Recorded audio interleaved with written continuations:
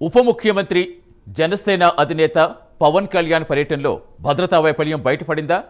ఆయనకు అత్యంత సమీపంలో అనుమానాస్పదంగా తిరిగిన ఆ వ్యక్తి ఎవరు? ఇది యాదృచ్ఛికమా లేక దీని వెనుక ఏదైనా కుట్రకోణం దాగి ఉందా? డిప్యూటీ సీఎం కార్యాలయం నేరుగా జిల్లా ఎస్పీకి ఫిర్యాదు చేసిందంటే పరిస్థితి తీవ్రత ఎలా ఉందో మనం అర్థం చేసుకోవచ్చు. అసలేం జరిగింది? ఆ వ్యక్తి నేపథ్యం ఏంటి?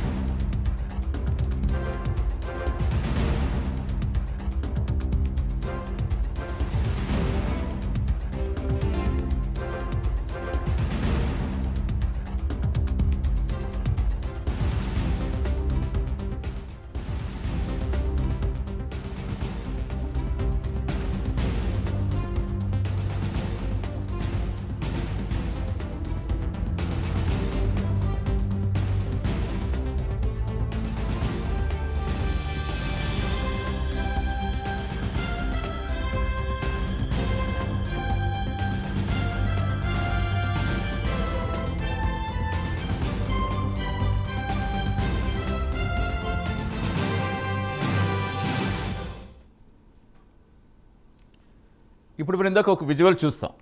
అది ఎక్కడంటే డాక్టర్ బిఆర్ అంబేద్కర్ కోనసీమ జిల్లా రాజోల్ నియోజకవర్గంలో ఉంది. ఈ నెల 26న పవన్ కళ్యాణ్ ఇక్కడ పర్యటించారు. శంకర్ గుప్తన్ ట్రైన్ కారణంగా నష్టపోయిన కొబ్బరి రైతులను పరామర్శించారు. పర్యటన సాఫీగానే సాగుతోందని అందరూ అనుకుంటున్న సమయంలో ఒక వ్యక్తి కదలికలు అనుమానాలకు తావిచ్చాయి. డిప్యూటీ సీఎం వెళుతున్న ప్రతి చోట ఆయనకు అత్యంత సమీపంలో కేవలం కొద్ది అడుగుల దూరంలోనే ఈ వ్యక్తి కనిపించాడు. పవన్ కళ్యాణ్ కొబ్బరి తోటలు పరిశీలిస్తున్నప్పుడు, అధికారులతో సమీక్షిస్తున్నప్పుడు, చివరికి క్యాన్వాయ్ వద్ద కూడా ఇతను పవన్కు చేరువగా ఉండటం గమనార్హం.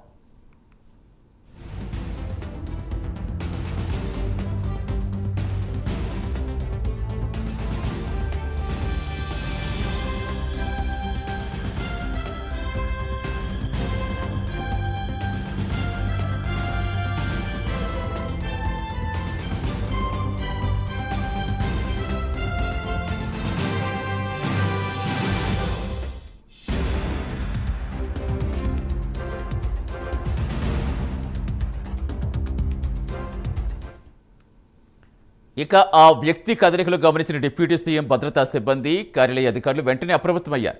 అంతర్గతంగా విచారణ చేపట్టారు. ఆ వ్యక్తి ఎవరు అనేది.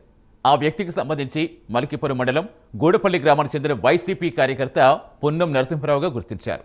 ఒక ప్రతిపక్ష పార్టీకి చెందిన కార్యకర్త ఎలాంటి అధికారిక హోదా లేకుండా డిప్యూటీ సీఎం చుట్టూ ఉన్న అత్యంత కీలకమైన భద్రతా వలయంలోకి ఎలా ప్రవేశించగలిగాడు? అసలు అతని ఉద్దేశం ఏంటి? ఈ ప్రశ్నలే ఇప్పుడు తలెత్తుతున్నాయి.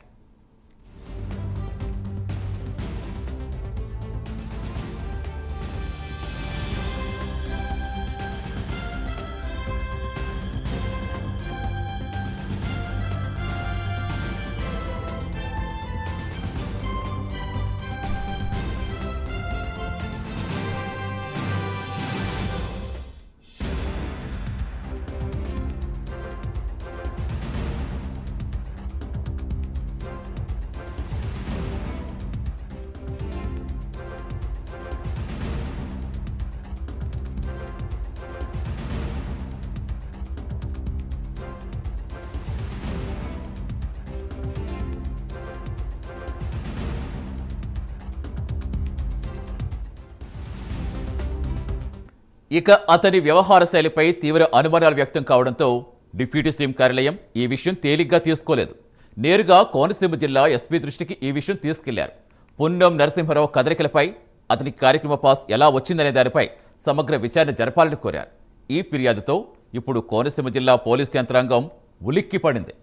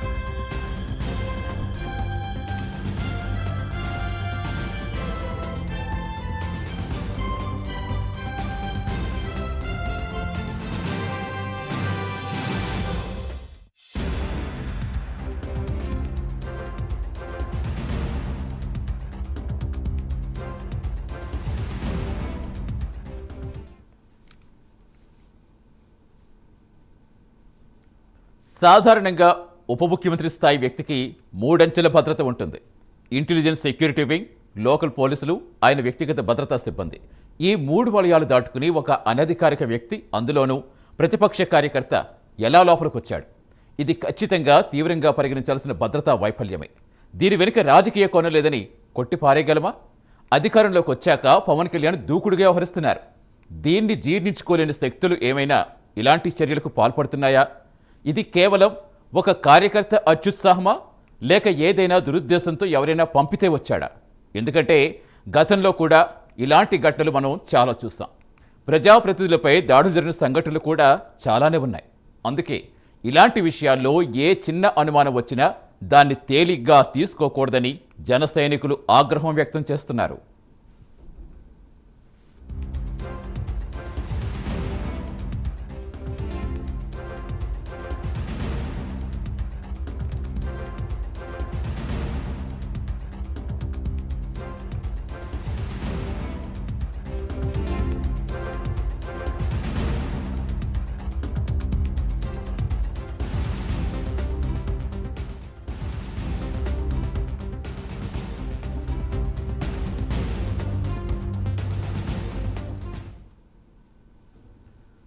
మరోసారి పవన్ కళ్యాణ్ పర్యటనలో భద్రతా వైఫల్యం బయటపడిందా?